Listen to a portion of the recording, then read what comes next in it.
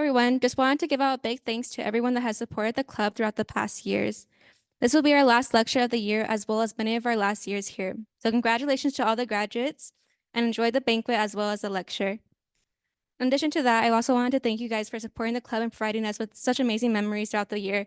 It's really been amazing. On top of that, I just wanted to thank the architects for coming down and providing us with this experience. Thank you so much. I hope you guys enjoy the lecture as well as the banquet. Thank you. Good job. Thank you. All right. Hello, everybody. Thank you for joining us today. It's really exciting. As Sarah said, this is our last lecture of the year. We always plan some big things, and so we make a big deal out of it. That's why we have the banquet after this. I do have a few folks that I need to thank, and I'm going to start off by, I see Mr. Myers right here, so I'll start off with thanking the faculty and their support. Without their support, this wouldn't happen. I also want to thank the El Paso AIA Architecture Foundation. They helped with a big chunk of the monies that it takes to do this event. So I would like to thank them for doing this. And I would like to thank the students. Sarah's our president. Vivi, so she's somewhere around here. She's our vice president. If I remember correctly, help me out here. Walter is our secretary, so he's over there.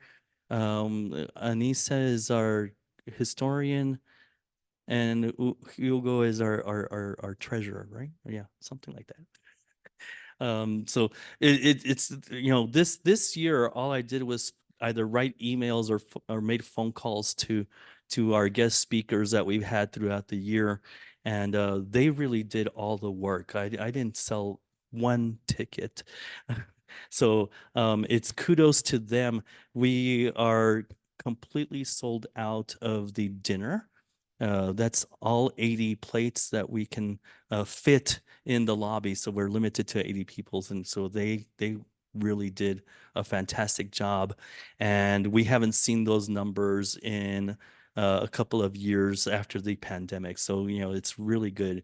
And then I mean, right now it doesn't look like it, but we did sell quite a few tickets. And as people trickle in, it's going to be much more full here as we finish the this lecture. A couple of years ago, I bumped into a YouTube video by a TED Talks by Michael Murphy, and he really drew my attention because he talks about architecture that heals. Since then, I guess the firm started. It's called Mass Design Group. I guess you got probably guessed already. And they started in Africa, and now they have offices in Africa, in Boston, Santa Fe. I saw that Hawaii also, or you just did a project in Hawaii. Okay. And they just did a project in Presidio dedicated to the Native Americans there, Presidio, Texas. They do a lot of community architecture. And it's really fascinating that it was all because of trying to help communities. And since then, Mr. Murphy has retired, is my understanding, but we did get some wonderful guest speakers. I've had the pleasure of talking with them. I'll let them explain all the wonderful things that they do, but I'm going to pass the microphone on to Alejandra Cervantes. I'll say her name first, and Mayrah Udvardi next to her. Thank you.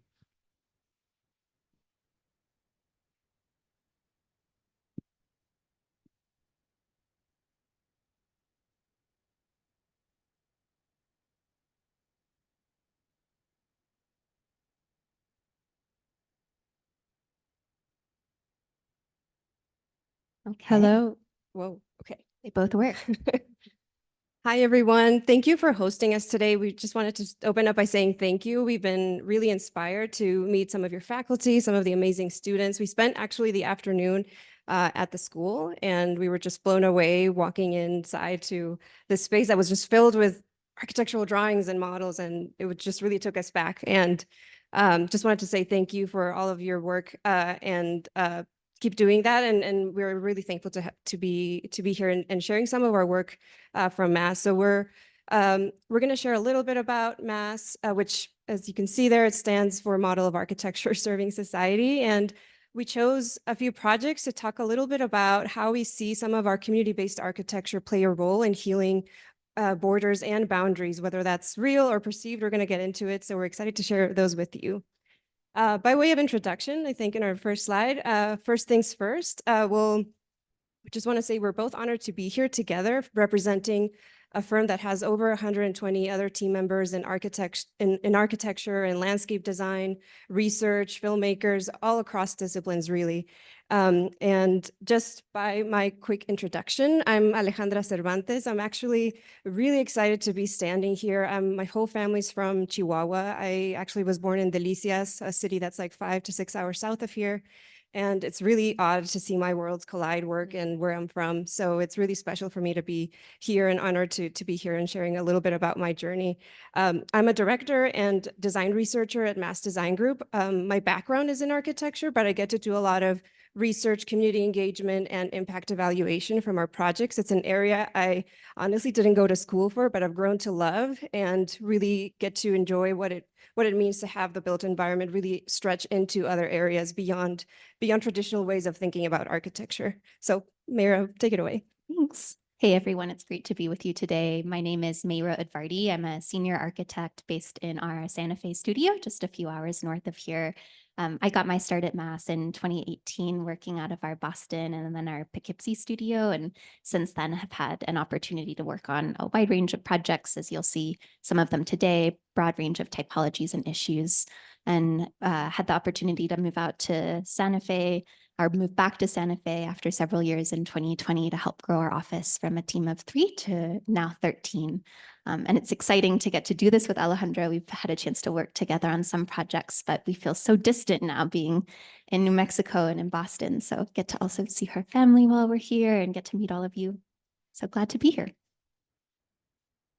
So we really began as an organization with this recognition that architecture is never neutral, that it either hurts or it heals. And I think we see this across all of our communities, all built environments, that there are spaces that really help uplift us, help us thrive. And then there are also spaces that really make it hard for us to flourish and also create a lot of harm for the environment. And so we began as a nonprofit about 15 years ago with a mission to design, build, research, and advocate for an architecture that promotes justice and human dignity. And we had our start, interestingly, in Kigali, Rwanda, and in a northern province called Butaro, working with an organization called Partners in Health. And they were working with the Rwandan government to build health infrastructure post-genocide in a context that really faced 2 big challenges. One was that existing health centers, existing hospitals were contributing to ill health. They were designed in ways that were promoting infectious disease transmission indoors through central corridors and gathering areas. And there were also huge barriers to being able to build and expand healthcare spaces because a lot of places in Rwanda were super remote and lacked access to the construction industry. And so with the Butaro District Hospital, the image that you see on the screen here, our very first project, we really had an opportunity to kind of launch our model of practice. And through this work, learned 2 key lessons. The first is that buildings really can heal. The image that you see here is an interior patient ward that showcases some of the best practices of what it looks like to kind of flip typical healthcare design and invert it to place hallways on the exterior so that infectious disease transmission doesn't happen as easily, and to really center patients' dignity inside spaces. So here you see every patient has a bed with a view out to the landscape. And then these spaces really promoted daylight and air circulation and ultimately have contributed to better patient outcomes. So that's one lesson, that built space can actually be done in a way that contributes to better health outcomes. And the second was that, in this context where we were really limited in terms of building materials and construction labor, there was a real opportunity to be inventive with what was around us. And so in this context, there was this volcanic stone that had, prior to this project, always been discarded by farmers. And so this was an opportunity to think about using this volcanic stone in a new way. And through this, also cultivating an entirely new economic sector that really supported the development of both men and women as masons to build this project. And that's actually outlasted the project by many years and has continued to support construction projects across the region since. So since that initial project, we've really learned that in order to really create spaces and communities that heal and support healing, we need to go beyond healthcare. And that's really catalyzed a lot of our work across 4 different regions. As Emmanuel mentioned, we have our earliest offices from Kigali, Rwanda, and Boston, Massachusetts. And since we've also opened up offices in Poughkeepsie, New York, and most recently, where I'm based in Santa Fe, New Mexico, and have really been able to grow our team to be an incredible group of over 120 people. And I think what inspires me most about getting to work with this group is that everyone comes with their own, unique perspective and lived experience that supports the work that we do every day. And so I think before we talk a bit about our projects, we're going to share a little bit about where each of us come from and how, our lived experiences growing up kind of brought us to architecture as well. Awesome. So just a little bit about how I grew up and what really resonated with what I wanted to share today. And in terms of my trajectory in architecture, this first slide, yes, it's Burger King. No, I'm not condoning globalized fast food architecture, but to say that being born in a border state, and we're always aware of what the border, that it's there. It's like this looming presence that you're near another place, another world. And growing up, my first interaction with understanding that there was something else beyond my hometown in Delicias was going to Burger King. And just by fact of just traveling hours to go see a place that was just very different, and you could wear a crown, like that was just something that I resonated in a way that I didn't realize, that I was such a young mind, like just really being exposed to these different ways of just construction and architecture and even just cultures. And a few, like fast forward there, when I was 4, my family moved to Saginaw, Michigan, which is miles and miles away from here in a land of total like winter and snow. And it was very cold and very dark a lot of the time. But even being hundreds of miles away from the border that I grew up seeing at that time, I still experience divide in terms of I was speaking Spanish and just holding my own customs and what I was used to at home. But at school and with my friends, I was speaking English. So I was learning English and Spanish as both of my first languages really early on. And that was really something that I carried with me throughout my life. So fast forward again, in the city of Querétaro, which is a state in central Mexico, that's the place that I finished growing up. I would say we stayed there for 12 years. That's where I call home in different ways. But this city is known for its colonial architecture. It has inextricable ties to the history of Mexican independence, and also has amazing tacos al pastor. But even though like we were immersed in a place finally where I was just hearing Spanish all the time, and I felt like, yes, this is my place. It also took a lot on our family, who was from the north, to like really grow to understand that there's a lot of regionalism, like there is in a lot of other countries, to really understand different ways of speaking, different customs, different cultures, different things that are happening even within our own country. So that was also a great learning experience for me to take forward. And then lastly, just this last piece of my history, I studied architecture at the University of Houston, and I lived there for about 6 years. And if you know anything about Houston, one of the facts that they tell you in architecture school is that Houston is a city that doesn't have a citywide zoning ordinance. It has a lot of regulations and deed restrictions and other ordinances that help developers really comply with certain things. It's not a free-for-all. But to say that learning architecture in this studio, in this school, was a little bit interesting. I remember one of our studios was to design a futuristic car dealership. And of all the things that I was imagining going to school to do, that was something that I did not expect. And it really just led me to question, who needs a car dealership to begin with? Or just to think about, how is it that our decisions in the built environment, how are they originating? How are they shaping our cities? And how are they actually contributing to the communities like that matter the most? So you can take it away. Yeah.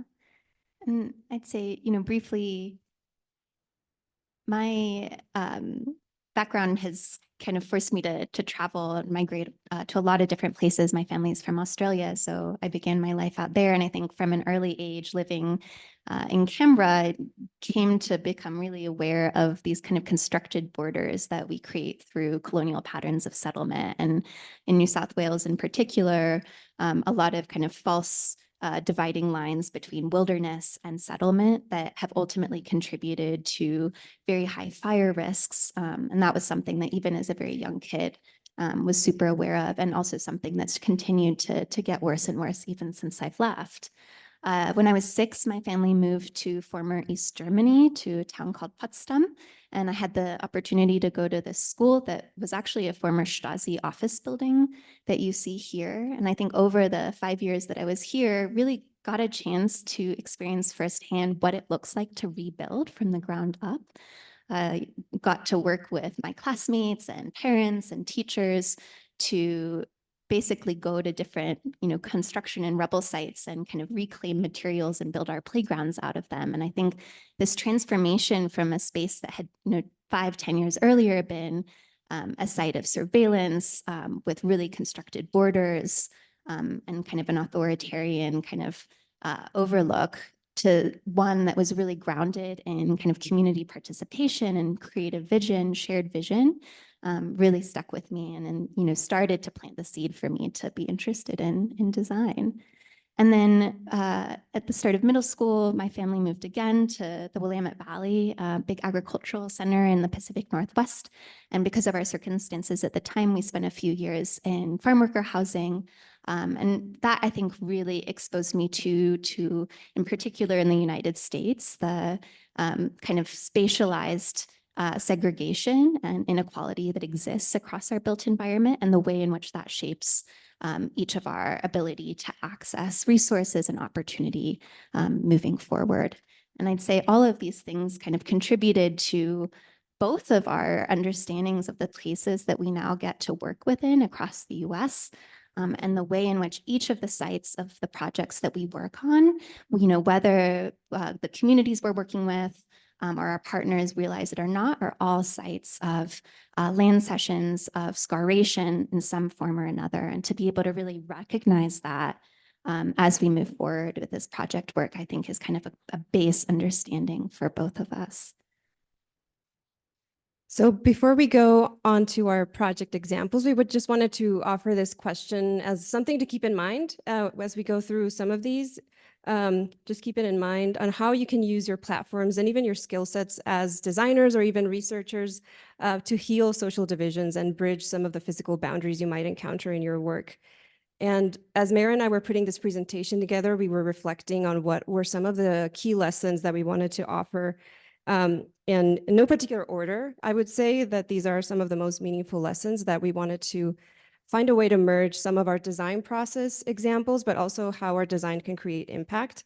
So we'll just kick it away and start with our first one.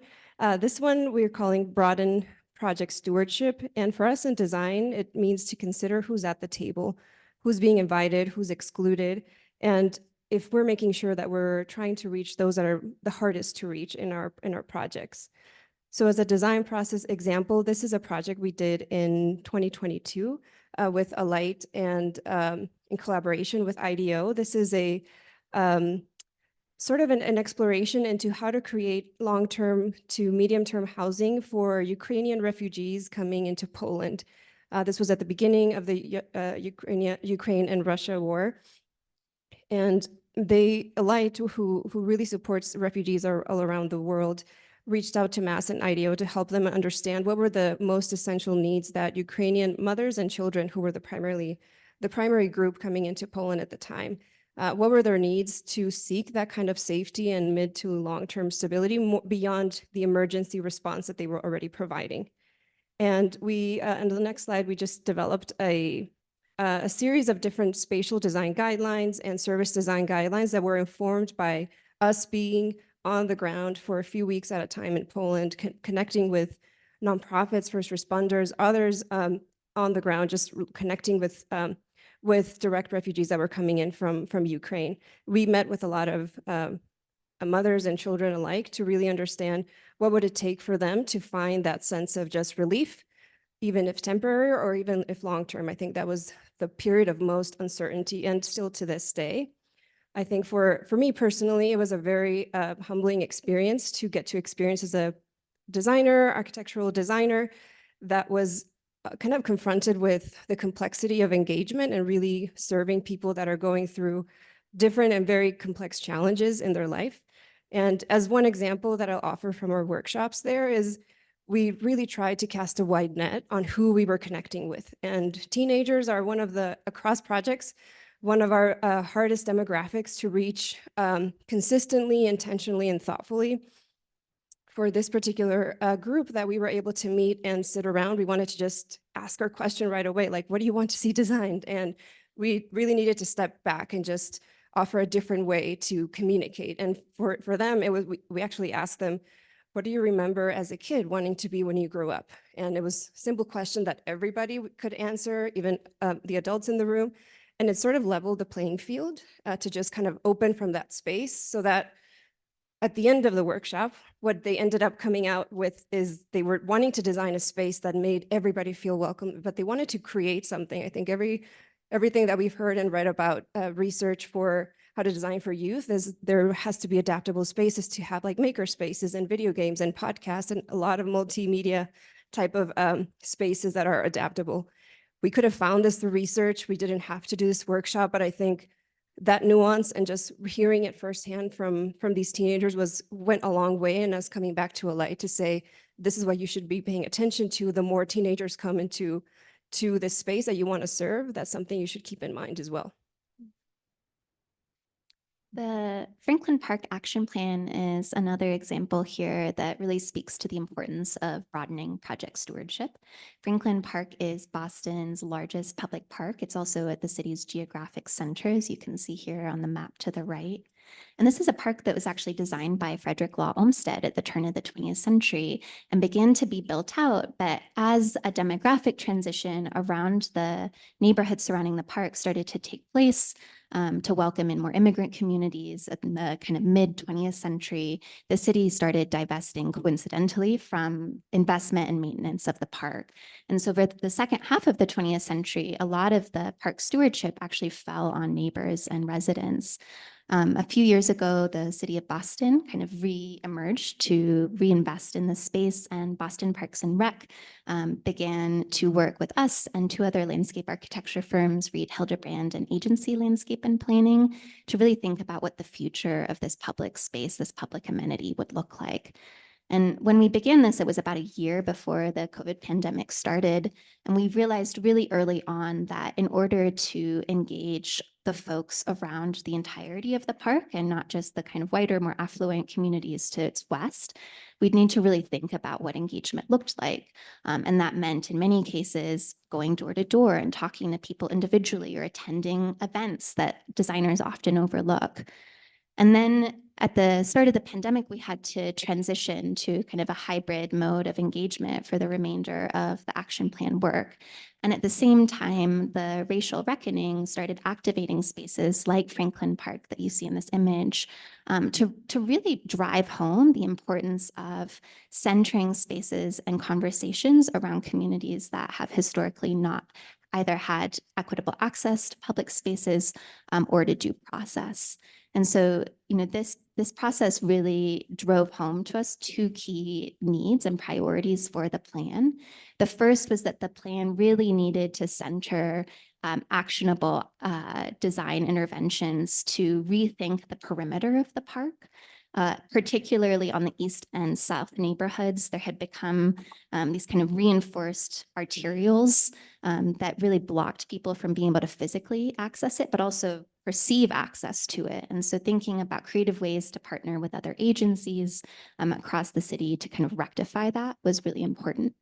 And the other was thinking about how to support kind of long-term stewardship beyond the tenure of our design team or Boston Park and Recreation's involvement in the planning. How could that be really elevated and enshrined in the plan?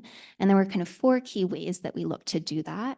We really looked to invest in local knowledge and training by prescribing a certain percentage of any future developments funds to go towards that, to really work with local artists, commission local talent within the park, to contract with underrepresented and minority businesses that operated around the park, and then to think about how to specify regionally sourced materials, to really think about the kind of ethical sourcing of materials in ways that would also lower the park and any building intervention within the park's carbon footprint, but also speak to place simultaneously.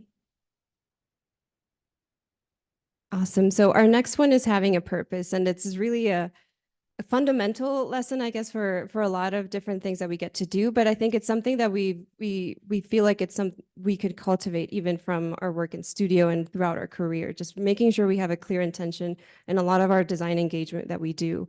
And for our first example in design process, this is a project we're doing in Newport, Rhode Island with an organization called Women's Resource Center, who are dedicated and supporting to giving support to survivors of domestic violence and doing a lot of prevention with communities to raise awareness around this issue. And they made a decision to move from a disclosed model to a one that was undisclosed model to a disclosed model. So becoming a public facing shelter in the community, actively supporting survivors of domestic violence. That's not a small undertaking by any means. And we are actively working with them in the design of their new facility that will also include transitional housing and permanent supportive housing to really expand that continuum of care for their survivors and also to the community. And so far in our research and engagement, we've developed design guidelines to help us kind of keep accountable what we're finding. So if you go to the next slide, there's some of the things that we found so far as what we've heard, some of the values that some of the survivors are sharing with us, as well as the staff. Some of the things that we've drawn lessons from is trauma-informed care, which is something I'll reference to throughout the presentation, but this is just a framework that helps us understand and acknowledge the impact that trauma has on everybody who experiences adversity. And it's actually pervasive and affects a lot of people around the world, including a lot of people in this room. So we really want to understand how can our spaces also contribute to healing and cultivating resilience for our survivors. There's something that has been very clear for us working with this population specifically when we try to design around safety and security, particularly when it comes to seeing these elements in the built environment. A lot of people want to say, well, I need to see a fenced perimeter around the property to make sure I feel safe, that an abuser won't come and find me. But at the same time, that same person might say, but I don't want it to feel like I'm confined or I'm surveilled. So there's this tension that we want to make sure we address with this particular client to understand what would be the balance that we strike to offer security and that level of assurance, or to some extent understand what would that look like with the police department or with other organizations around, to understand how to design for safety but not contribute to folks feeling further isolated. And in doing so, in our engagement, we wanted to be careful around not just creating an unsafe space for folks to share their experiences. So on the next slide, I want to make sure that every place we go and every place we enter, particularly when talking to survivors of domestic violence, we've created different avenues for communication. Honestly, this is an example of a bilingual placemat that one of our colleagues designed to just have something across on the table in between designer and somebody that we're engaging with, to just kind of make space for different modes of expressing. And people can choose to use it, people can choose to draw, people can choose to stick on it, but it just offers a different medium for folks to feel comfortable in sharing their experiences and offer to feel safe. So having a purpose even with why you're there, that should be the first thing that we always seek to answer upon entering a room with engagement. establishing a clear purpose was also really important on this next project, the Cementerio del Barrio de los Lipanes, when we began working with the Lipan Apache tribe and their partner, the Big Bend Conservation Alliance, a couple years ago. The site that you see here was once about 10 times the size that it is today. This is situated in Presidio, right on the border with Ojinaga. So you can see Mexico in the distance and that mountain. And this is a site that, because of the legacy of two occupations, Spanish and then US occupation, there was a lot of severing and desecration that happened across the cemetery with the establishment of roads and private properties on all four sides. And the tribe had been fighting for many, many years to reclaim ownership over this sacred site. And finally, a couple years ago, was able to regain site control. And that's when they really approached us to think about what it would mean to establish a protective barrier around the site. But in our initial design workshops, we realized really quickly that creating a protective barrier was not the mission of the project. The mission or the purpose of the project was much more expansive than that. It was to instill acknowledgement of and respect for Indigenous presence in the Chihuahuan Desert. And to do that, we needed to build more than a fence or a wall, right? We needed to think about how the design intervention could allow for the site's growth over time as sites are hopefully returned back to the original confines of the cemetery. So we established this kind of rippling design language of these segmented gabion walls that would allow for growth over time in different phases. The second kind of method to achieve this purpose was to think about how the site could be protected through these gabion wall segments. And one of the challenges and unique design constraints of the site, of course, is that there are a lot of shallow graves at this site. And so we could not dig foundations. And so we really relied on the kind of girth of these wide gabion walls to establish enough mass that would prevent and minimize needing to dig.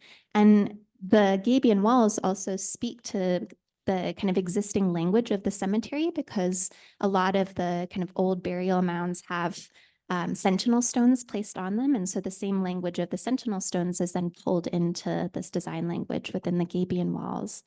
And then lastly, I think the conversations revealed that this wasn't a place to keep people out. It was actually an opportunity to bring people in, both descendants of people buried there, but also community members, to teach people about the significance of spaces like this. And so part of the design really thoughtfully, included a kind of attentiveness to cardinal directions, to northern entry point, to allow visitors to come in, to circulate, to be able to interpret signage, and then circumambulate clockwise to get really proximate with the space, to offer a sentinel stone to one of the burial mounds if they chose, and then to exit to the west.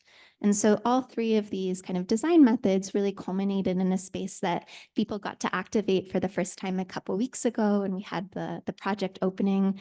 And it was really powerful to see, all of these family members come back to a space that, many people hadn't seen each other for many years, hadn't reconnected with the site for many years. And I think it really shed light on the kind of hope that spaces like this can really provide for people, and also to inspire, action on other sites around the country that maybe haven't yet received the same level of protection, but ought to. This next one is around building trust while building relationships, and really wanted to highlight the importance of going slow and just taking our time to meet some of the individuals and groups that are going to be most impacted with our project. And as a design process example, this is actually a project in Boston. This is with Children's Services of Roxbury, who are a kind of community-based wraparound service agency that offer a lot of support to youth, families, and children in Massachusetts. They deliver everything from early education, behavioral health, family shelter, foster care services. And they've been actually occupying a version of this building, not this rendering up here, but they've actually been working from this space for a few years now. And they engaged Mass to completely reimagine the interior of their space, and then some redesign to their facade to make it more porous. But I'll just share a little bit about the design. And their mission is to really kind of centered around serving youth and children. So their spaces currently are disjointed and kind of separate across different buildings and levels. And what we wanted to focus the heart of this building is how do you uplift children experience and joy and playfulness in every corner of this building, even on the exterior like playground. So that really wanted to be celebrated, and through color, through programs, through just making sure that families had peace of mind whenever children were here, and also offer a space for community, in this case, Roxbury, the neighborhood where this building is, to be able to come in and just seek services or just say hi, and offer Children's Services of Roxbury just another way of further engaging their community and becoming a more established institution in this place. Although the design looks awesome and beautiful right now, we actually started working on this during COVID, and it was a time where our engagement methods were a little bit teetering and on the edge and hard to navigate. But when we were starting to come back in 2021, we actually had an opportunity to host our first engagement during the pandemic, and actually we're barely starting to come back in person to work. But this was particularly insightful to me as one of the first projects I got to work on at Mass with engagement. I find that as I was sharing, I've grown up across different locations, and as designers and researchers, we often get to work in places we are not from, or we didn't grow up in.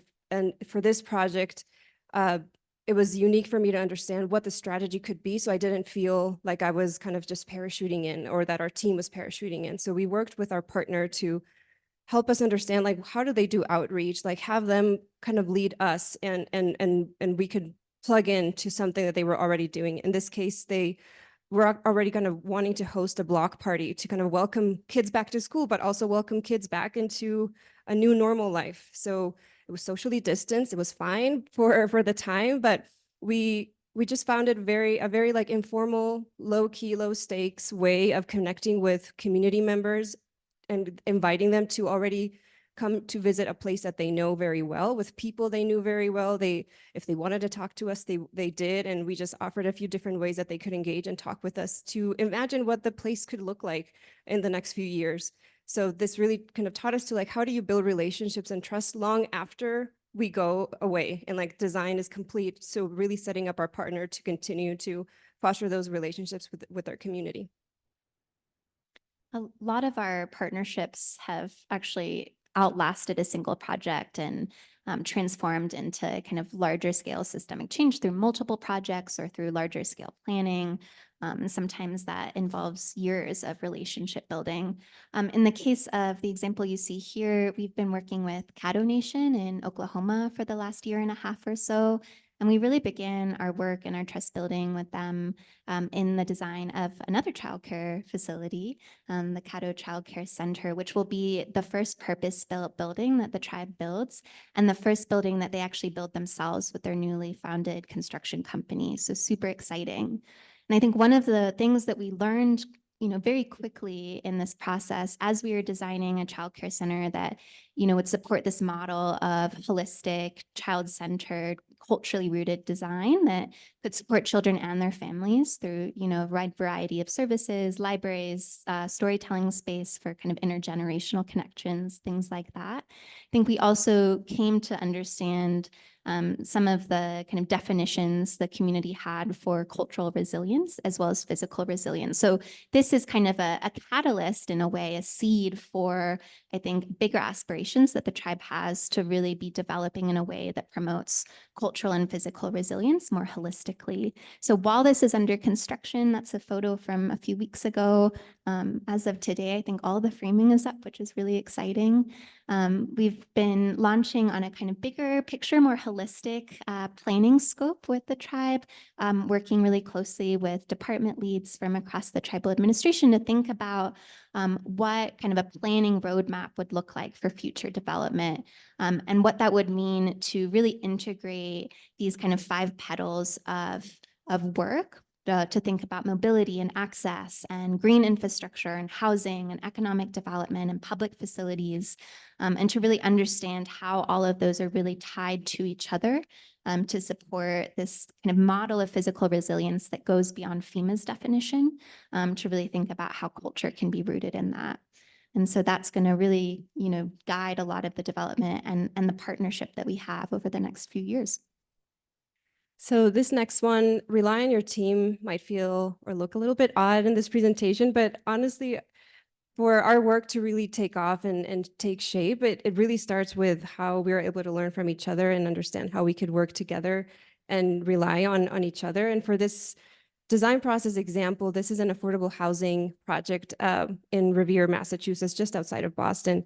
What I want to mention about affordable housing is when we work with developers in this space, we always need to navigate so many different constraint city processes, and we want to always make space for our engagement process to really shine and make sure we're meeting with residents and community members along the way. It's not always easy, but we always try. And for some of the materials that we did in engagement for this project, we met with City of Revere residents who, over the last few decades, their immigrant population has been shifting a lot, but mostly they're residents from primarily Spanish-speaking countries. And we were able to make some space within this constrained timeline, if you go to the next slide, to just kind of sit around a table and talk about the basics around what makes you feel at home, what makes you feel in community, despite maybe populations changing in this neighborhood.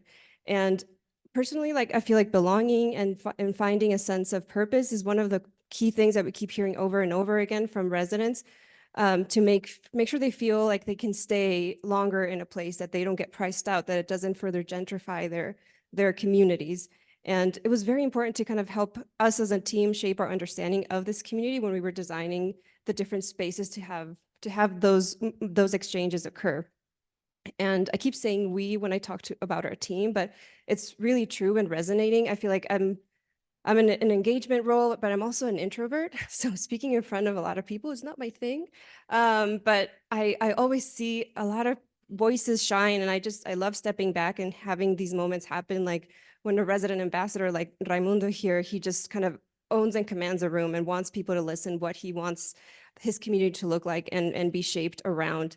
And I also love listening to my team members that are also at the table often and kind of have their skill sets shine and come through to understand, like, how can our design, when we go back to the studio and like have an insurmountable amount of data, and from this engagement, how are we even starting to make sense of it? And our colleague that's featured here, Emily, she's a conversation whiz, and she can design all kinds of materials. She designed everything that I've shown around bilingual placemats and everything. So I really thank her and a lot of my team members to understand, like, how can we bring our own experiences and background to always shape our interactions with communities. Yeah, similarly, out of our Santa Fe studio, we're working a lot with rural and tribal communities. And so, we've learned, I think, two things about our team. I think one is that we really need to be focusing and moving towards bringing people onto our team who represent the communities that we're working with. And I'd say the other is that we don't all need to be architects, capital A architects. I think part of the success of a lot of the projects we've shown is that we have other people in the room with us from our team. We have filmmakers and planners and researchers, and that kind of breadth of background is really, I'd say, what we can attribute a lot of the, success and impact of our projects to. This is an example in South Dakota of a project we did with the Native Biodata Consortium. They're a really incredible organization. They're the first Native-run research center and biobank for genetic research that's based on tribal land. So it's located on the Cheyenne River Sioux Reservation in South Dakota. You can see here on the map. They've really taken an interest in placing this on Cheyenne River Sioux land because it affects the jurisdiction of biodata, which historically has really been extracted from Native communities. And you can see here just some examples of the types of design engagements that our team led. And I think this just really speaks to the importance of having a real breadth of skill sets as part of our team to really kind of be able to tell the full story and significance of this work. And over the past couple of years, we've been working to develop a plan and a design for a larger campus for this organization, whose mission will really be to conserve and steward Cheyenne River Sioux land and biodiversity by regrounding Indigenous-led scientific research and data. And we're going to do that kind of in 5 key ways with the building. We're going to be working on securing data and biodiversity on site, bridging generations of people through spaces that facilitate knowledge exchange, establishing multi-sensorial connections back to the land, inviting target audiences, so mostly Native communities in the area and across the country, to engage with their data in the way they choose. And in some cases, that also means destroying it. It doesn't always mean putting it in an archive like 21andMe. And redirecting resources through its construction and operation back to the tribe. So that kind of circular economy piece is super important for all of this work. All right, our next one is embracing complexity and multiple truths. One of the things that we hear often as a misconception of community engagement is that our task as a design team is to build consensus and to get agreement from our community meetings. And it couldn't be further from the truth. It's actually at the moments where the loudest voices in the room disagree that we find those are the essential needs. How do we make sense of those to really make sure that we're responding in a variety of ways? Because honestly, we're never going to make everybody happy, but we're trying to show the complexity in our work to make sure that that kind of comes through in the design as well. So for this project example, it's going to be a little bit different than the others. This is actually a multi-year research project that we worked on with an affordable housing developer. It's a national affordable housing developer who has communities all over the country. And their task was to bring together architects and healthcare practitioners and other experts around the nation to help them understand how they could make their resident services, their property management, and the physical design of their developments become more trauma-informed or become more informed by the communities that are going to inhabit them and find a way to be resilient as well. And I'll talk a little bit about what I mean when I say this. So for over 2 years, we met with different staff across the country from these properties, from this developer, and we also met with residents. And you could hear like the spectrum around like great experiences to really poor experiences was just incredible to hear and get to understand how multiple truths were like an actual thing. Like, how do you make sense of a competing interests, competing desires for how to improve the built environment? And I know I've talked a little bit already about affordable housing, but there are a lot of more constraints that we ended up learning about that perpetuate stigma around who deserves good quality design. There's a lot of insistence on having just the bare minimum in a lot of these developments that you can see all across the country that lead to poorly lit, double loaded corridors, to lack of natural ventilation. And it just contributes to the sense of insecurity and mistrust from residents that get to live in these spaces and call them their home. So we put together an outcome of our work was an open source toolkit that is actually available online for developers across the country who are seeking to learn more about this model, understand how they could actually implement this as well in their own properties. And it has different colorful vignettes, as you see on here, with do's and don'ts. We try to keep it as simple as possible and just open the door for more of these conversations to happen. And then lastly, one of the things that we were kind of going back to our studio to try to understand how do we make sense of this in our other work, we try to continue to develop what we understood from trauma-informed design and develop our own set of principles that we can apply to other projects. And we also realize that they don't happen in isolation. So to design for safety and joy or choice and empowerment, there's a lot of interconnection like with the design solutions that you might offer. So we know that this is not a framework that will be a one size fits all, meaning what we do with one project like a domestic violence shelter or an affordable housing, you can't just take that and copy paste it everywhere else. It really takes time to understand that there's universal principles, yes, of course, but they get implemented very uniquely according to the communities that they're there to serve.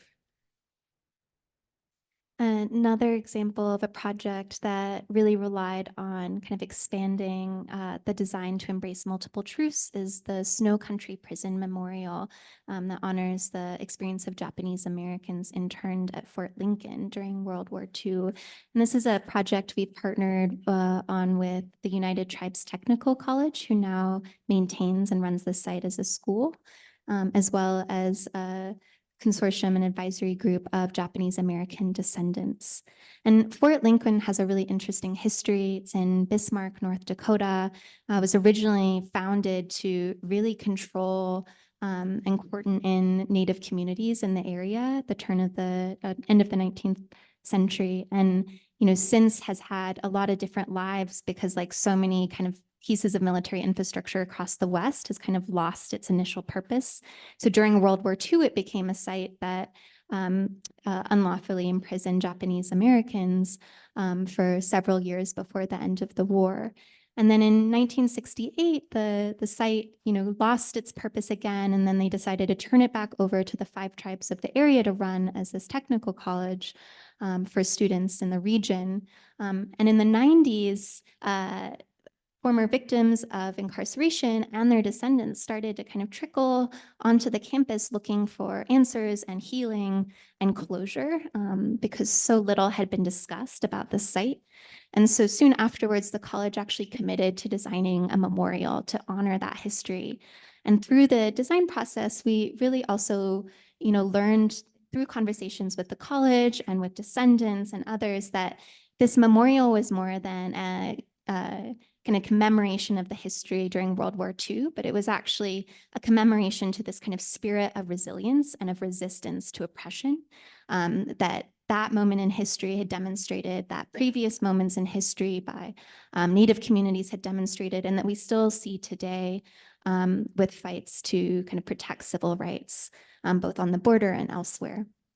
And so the design of this memorial really kind of centers on this idea of creating a healing journey for visitors and for students who are going to be using this space almost every day.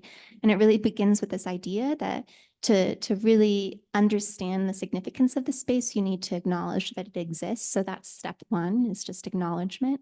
And then creating this kind of safe space, this space of safety to really process what's within the memorial. The memorial walls are clad with slate tiles, which were sourced from the roofs of these former prisons. So there's this kind of act of reclaiming material in a way that the community has ownership of, and then etching those, inscribing those with the names of those who were interned and their histories. And so it's an opportunity to kind of learn about the history of the site, but then also process that collectively within the drum circle and amphitheater space in the middle.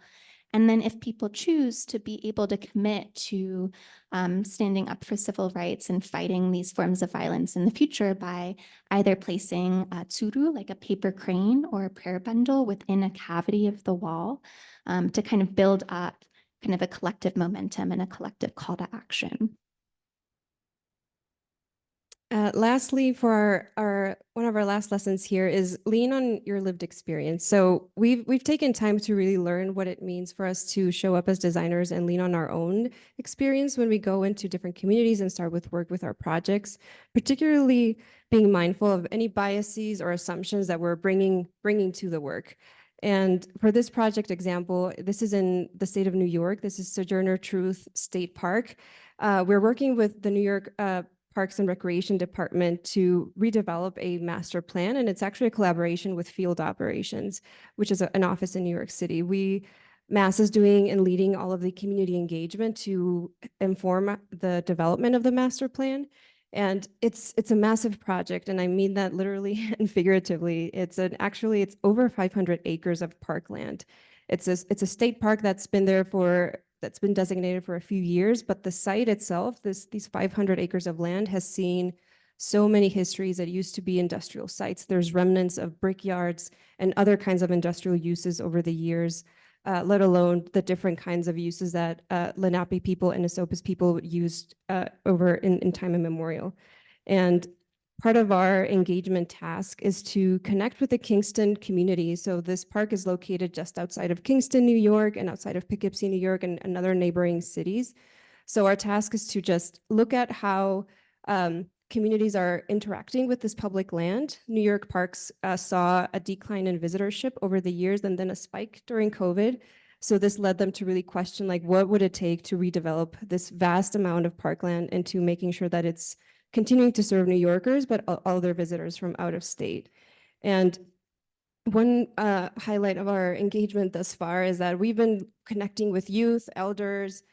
We've been going to restaurants. We've been going to everywhere to connect with various groups to kind of relay back to New York parks. What could they make unique here? What could set Sojourner Truth State Park aside from other state parks in the area? And this is a design workshop, believe it or not. It's a restaurant. We had tacos for dinner. We had a music workshop. And just personally, I think it was very amazing to kind of be amongst different community members and Spanish speakers from all over the country and all over the world as well. As a Spanish speaker in my office, it's not uncommon that I get tapped to go to an engagement workshop and offer interpretation or offer any kind of insight to ensure we can connect meaningfully with different communities. And I love doing it, but it's also very humbling. I think there's a lot of things that I continue to learn as much as everybody else in the room, to listen from different communities that are now calling this place home, and particularly in New York. And all that to say that actually their contributions from this workshop led to the design team actually redesigning a more thoughtful arrival to the park. That's something that this particular group raised in this workshop, to say that it not only is hard to find this park on GPS, but when you get there, there's a big gate. And I feel like I can't just, go around the gate, even though that's what it was meant to do. And other people in other communities didn't find a problem with it, but this group said, I can't just cross into private property, or it seems like it's private property, it's unclear. So can you fix that? And if it's not meant to be there, why are you putting a wall or a barrier that I'm supposed to cross, and it doesn't feel right?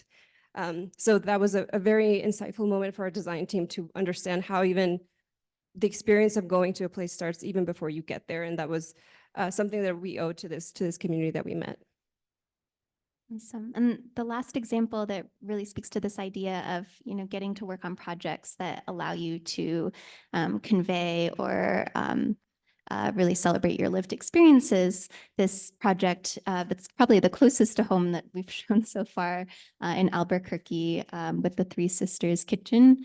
It's a food campus for their kind of future expanded space. And I think I spend a lot of my time working on projects with tribal communities, on community centers and memorials, and then increasingly a lot more time on food systems work, which I think I'm particularly passionate about because it really draws from a lot of, my experiences with my family, living on farms. My parents are plant scientists, and so I grew up also kind of thinking a lot about plant science and agriculture, and then also spent 10 years in the food service industry. So I'm really passionate about thinking about how we create more robust, healthy, and embracing culturally rooted food systems, and particularly what that means for a place like Albuquerque, New Mexico, which has its own unique food traditions and food cultures that often feel like they're a threat from kind of industrial scale agricultural and food system processes. And so we're working with Three Sisters Kitchen, is this incredible nonprofit based in Albuquerque. They do a lot of food education and support food business incubation. We're working to kind of think through what it would look like to expand their operations on a larger campus to really be able to support more consumers and farmers and food business incubators. And so a lot of the engagement work and design work we've done with them and their partners and constituents over the past couple of years has really resulted in kind of a design framework that we're excited to proceed with in the next couple of years from now. And that really centers on this design mission to catalyze the shift to a values-based food system centered in downtown Albuquerque, and to really do that by prioritizing within the design 5 key elements to think about what it means to expand access, to inspire experimentation, to bridge people, reflect place, and promote well-being through the design. So that, I think, is the very last one. Yeah, I think just to close back the loop on our 6 lessons that we ran into, and just to say we were really inspired by your program, and we hope that some of the things that we shared today become relevant to your work in your studio, or even later on in your career, even of those of you who are practicing now. So I think our last slide is just, let's stay connected, and we're excited to continue to meet and talk with you after this talk. And happy to take questions later.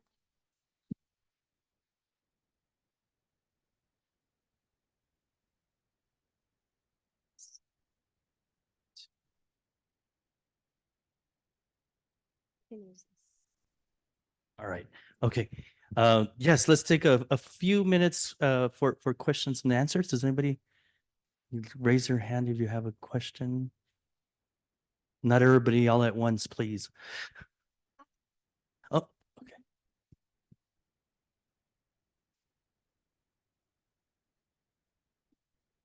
What's the biggest obstacle you find as an architect? Ooh. Do you want to start? I think one of the things that we've really tried to chart a new path for within Mass is thinking about work culture and a work culture that sustains. I think for a long, long time, architecture as a profession was associated with really long hours, really stressful project deadlines, and often like really abusive and unsustaining working conditions. And I think I'd say that might be like one of the biggest challenges is how do you actually maintain a practice while also uplifting a different model that really centers, individuals on our team's health and well-being and their needs, so that it is something that we can sustain for our entire careers and not something that we burn out of. I agree.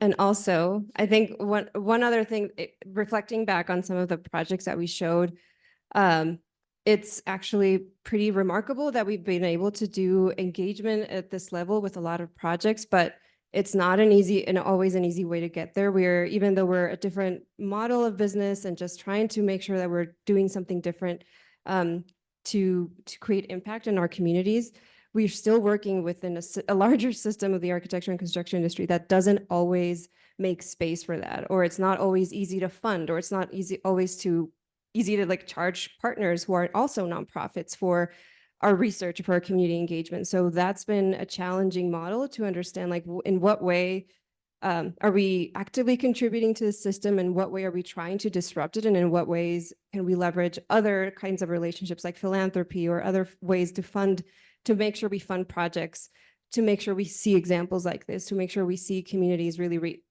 connect with us and build that trust together. And I'd say that's probably one of the biggest reasons why we pursued a nonprofit model, because it does allow us to access philanthropy and unburden ourselves from this kind of tight line fee-for-service work model that often forces you to be really prescriptive in timelines and deadlines. And so often a lot of the projects you saw were able to work really upstream to really kind of stretch out the kind of time and effort we're able to spend on engagement and pre-design before a project actually goes out to RFP even or gets designed and then built. Right. Thank you. Anybody else? I think Sarah has one in the front. Having that like most of your projects are more sentimental based and have like that healing aspect, was there any project that specified made you feel like in a way healed in that aspect? Ooh. You want to start? I mean, I'm inspired by every single partner that we showed in this, and I think each project kind of contributes incrementally to healing. I think one of my like personal struggles is I'm obviously working in a place that I'm not from, and so I think I might still be like looking for that one partnership or that one project that I think really reflects, where I come from and the things that kind of matter most to me and my family. But I think each project gets at that in little ways. But I'm only 10 years or so into my career, so hopefully that'll still happen. I want one quick project I'll mention that was actually before my time at Mass, but it just opened in Boston. It's a senior affordable housing development called J.J. Carroll. And what was so amazing to see when it opened a few weeks ago is that the seniors that were part of, just long story short of this project, I won't go too deep, but there used to be seniors living at this one location that got demolished, and we built it new. So some of the seniors returned to live there and actually had their first kind of say if they wanted to live in this new community, new building, new units. And it was amazing to have them welcome us as like the designers and like even like city officials to come through and say like, this is more than what I was hoping for, or this is just beyond. Like it was a long, as you all can know, like architecture projects take years. And for some of that impact for us to see, it's going to take like another 5 years to get to see what we do. So I think that was a great testament to kind of understanding how we can pull even engagement that happened 5 years ago with some of these folks and have them be welcomed into a new place that they can call home and feel like they were engaged from the day one and not something that was just taken away from them and then given to them back without even asking them. So that was just a good way to kind of close the loop on some of our engagement work.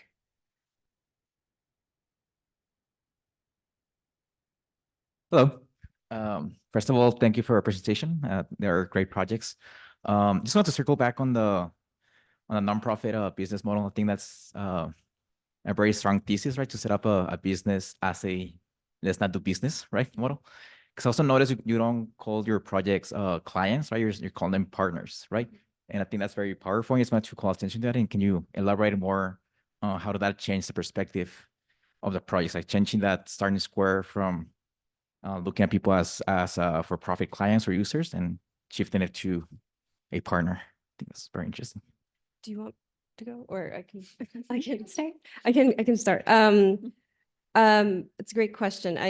What was interesting for me to shift to, I also came, before I worked at Mass, I worked at a for-profit, larger like corporate architecture firm.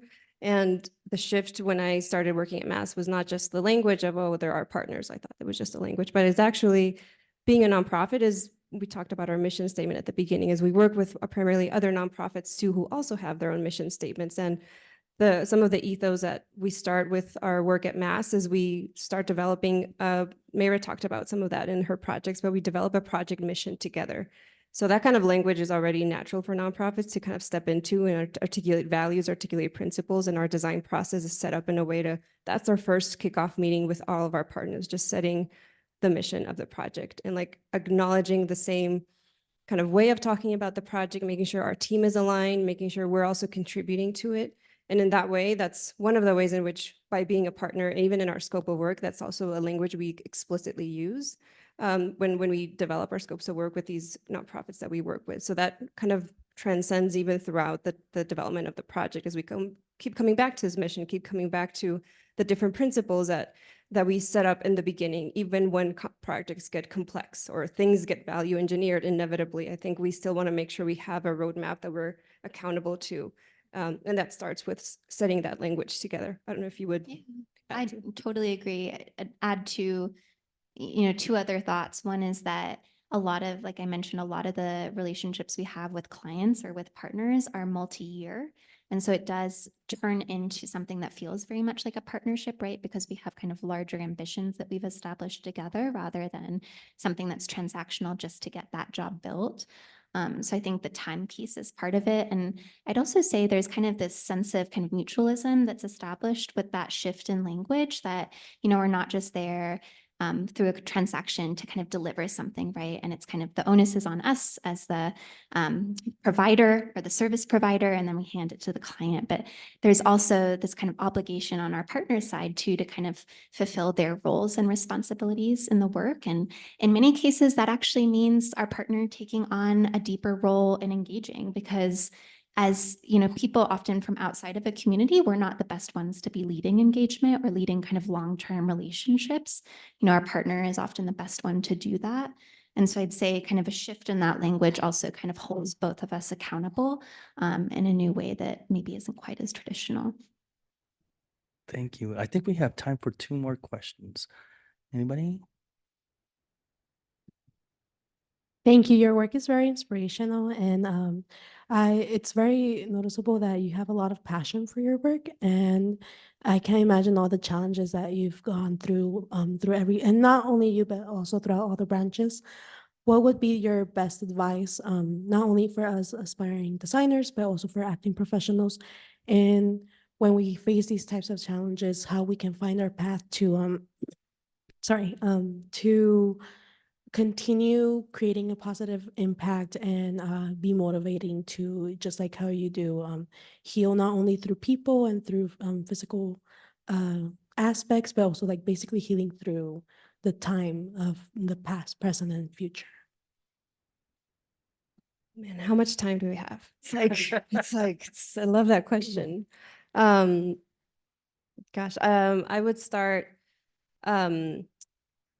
for me, I can speak for myself. I don't know how applicable it could be to everybody, but for me, it started by coming into a career or profession that was inherently about questioning stuff, but I kind of took it to the extreme and like really try to zoom out and just say, if this is the only way that architecture is practiced, is this the way? Is this the only way? Or what else is it missing? What are gaps? And I think everybody in this room has unique experiences and backgrounds that should always be front of mind, and not trying to fit the mold of what has been done or what is going on. The world even in the last 4 years, has changed so much, and it will continue to change in terms of the systems that architecture tends to practice in. And I would also encourage you to kind of think about what are the different ways in which you want to see your community be served, and other communities that you get to work with, or the projects that you get to lead. What are some of the things that get you excited? I think that is a big driver for passion. It's, people talk about, well, passion is not the only thing, but if you find what really drives you, and what are some of the things that keep you coming back to school, keep you coming back to the studio, just hold on to that and continue to evolve what is driving you to come back there. I could keep going, but what do you think? Yeah. I really worked to try to not go straight into the profession, to kind of take a break. I knew, for a really long time that I wanted to be an architect, but after my undergrad, I applied for a bunch of fellowships and ended up being able to work internationally and do research internationally for about 1.5 years, specifically focused on kind of storytelling around Indigenous resistance to kind of corporate extraction in different parts of the world. And I think that experience really solidified that there are other ways to kind of practice and engage with the work. And I think one of the first things I learned was that, listening is often really underrated, and not jumping to a design solution straight away. And I think we're often, encouraged to ideate or to kind of find solutions immediately. And I think there's something to be said for just taking space and reflecting and doing a lot of really deep listening before arriving at a conclusion. And I think, that time between undergrad and grad school is really helpful in kind of learning that lesson as well. Last question? No? No? Oh,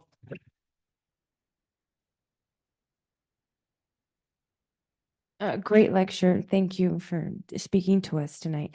I'm particularly intrigued that you're including trauma-informed design in your vocabulary. Can you please tell me a little bit more about who are the partners in play there? Can you tell me a little bit about what that collaboration looks like? So we actually were introduced to trauma-informed care through our first domestic violence shelter partner. They're an organization in Bozeman, Montana. They were the first shelter model we've worked with that we're moving to a disclosed shelter model, and they already had with them this way of working that incorporated what is known as trauma-informed care. And it's a way of delivering services and approaching the clients that they serve that centers not just what is wrong with you, but it kind of shifts that question in its most basic sense of in what ways can we support kind of the whole of you, and the experiences that you've gone through that are quote unquote traumatic are not what define you. So we actually learned about how that service model of care worked, and then started to explore and understand, well, we've already been working for over 10 years in a space saying that architecture can heal, but we haven't been calling it trauma-informed design all this time. But it led us to start questioning, to the point earlier, of how else are we maybe creating spaces that are actually perpetuating harm unknowingly, or actually for populations that have very acute needs, perhaps like survivors of domestic violence, how can the spaces actually stop contributing to feeling a sense of loss of security, loss of agency, but rather think about what the spaces could offer and not contribute to more traumatic experiences. So what we have learned is that model of trauma-informed design doesn't apply just to populations with acute needs, as you might imagine, like behavioral health services or healthcare, but it actually is a model that we can apply across our work, like affordable housing or community centers or even other kinds of healthcare spaces. So it's been something that we continue to learn and grow our experience from, but we have worked with healthcare practitioners to help us identify what are some of the trauma triggers, if you will, or ways that community members are finding more sense of belonging and finding ways to heal that start to become more grounded in more evidence-based research. I'm happy to talk more to you about it if you're interested. I mean, fields of sociology are probably far more advanced than, anything that we're doing, and we're constantly absorbing new research that's coming out. But, you know, one way that we've also kind of extended our understanding of trauma-informed design is also through the work we've done with Native communities, where intergenerational trauma is so significant and weighs really heavy on a lot of the work that we do. And so understanding different forms of trauma with the communities that we're working with, not just kind of immediate trauma within one's life, that's, you know, maybe physical or responding to kind of physical or emotional trauma, but also trauma that outlives generations as well. Thank you. Thank you That's a so heavy much. topic to end on. Yes. Oh, but thank you. Thank you so much. Fabulous. Thank you so much. That was very, very informative and inspiring. And my goodness, we have lots to work with now when we go back to studio, don't we? Folks, I really want to thank all of you as well for coming. Look at the crowd. It is fantastic. I mean, really, we're almost back to the way we were. We keep talking about the pandemic, and so we're almost there. Before we leave, I'd like to show that we do a lot, and I've got these QR codes. If you could you mind kind of pass one over? If you wouldn't mind scanning it and showing that we're doing stuff, and we can also get some more funding for our programs. I know that you all are hungry, so I know that the banquet's coming right up. So thank you again so much for coming. Thank you, Alejandra and Mayrah, so much for being here. Thank you.